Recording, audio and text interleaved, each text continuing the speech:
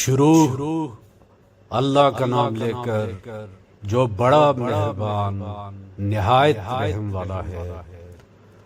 ان فرشتوں کی قسم جو ڈوب کر کافروں کی جان کھینچ لیتے ہیں اور ان کی جو مومنوں کی جان آسانی سے نکالتے ہیں، اور ان کی جو تیرتے ہوئے جاتے ہیں پھر لپک کر آگے بڑھتے ہیں، پھر دنیا کے کاموں کے انتظام کرتے ہیں کہ وہ دن آ کر رہے گا جس دن وہ زلزلہ آئے گا، پھر اس کے پیچھے اور زلزلہ آئے گا۔ اس دن لوگوں کے دل خوف زدہ ہوں گے اور آنکھیں جھکی ہوئی۔ کافر کہتے ہیں کیا ہم الٹے پاؤں پھر لوٹیں گے؟ بھلا جب ہم کھوکھلی ہڈیاں ہو جائیں گے تو پھر زندہ کیے جائیں گے؟ کہتے ہیں کہ یہ لوٹنا تو سراسر نقصان کا لوٹنا ہے۔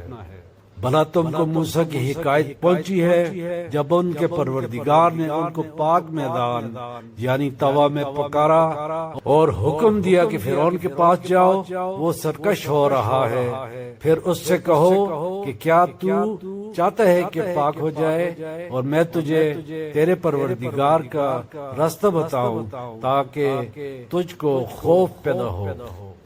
غرض انہوں نے اس کو بہت بڑی نشانی دکھائی مگر اس نے جھٹلایا اور نہ مانا، پھر لوٹ گیا اور تدبیریں کرنے لگا۔ سو اس نے لوگوں کو اکٹھا کیا، پھر بلند آواز سے بولا، سو کہنے لگا کہ تمہارا سب سے بڑا مالک میں ہوں۔ تو اللہ نے اس کو دنیا اور آخرت دونوں کے عذاب میں پکڑ لیا۔ جو شخص اللہ سے ڈر رکھتا ہے اس کے لیے اس قصے میں عبرت ہے۔ بھلا تمہارا بنانا مشکل ہے یا آسمان کا؟ اللہ نے اس کو بنایا، اس کی چھت کو اونچا کیا اور پھر اسے برابر کر دیا، اور اسی نے رات تاریک بنائی اور دن کو دھوپ نکالی، اور اس کے بعد زمین کو پھیلا دیا۔ اسی نے زمین میں سے اس کا پانی نکالا اور چارہ اگایا اور اس پر پہاڑوں کا بوجھ رکھ دیا۔ یہ سب کچھ تمہارے اور تمہارے مویشیوں کے فائدے کے لیے کیا۔ تو جب وہ بہت بڑی آفت آئے گی اس دن انسان جو محنت وہ کرتا رہا یاد کرے گا، اور دوزخ دیکھنے والے کے سامنے لا کر رکھ دی جائے گی۔ اب جس نے سرکشی کی اور دنیا کی زندگی کو مقدم رکھا تو اس کا ٹھکانہ دوزخ ہی ہے۔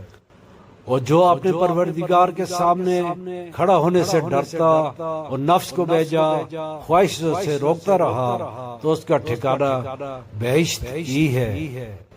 اے پیغمبر صلی اللہ علیہ وآلہ وسلم، لوگ تم سے قیامت کے بارے میں پوچھتے ہیں کہ اس کی آمد کب ہے، سو تم اس کے ذکر کی طرف سے کس فکر میں ہو؟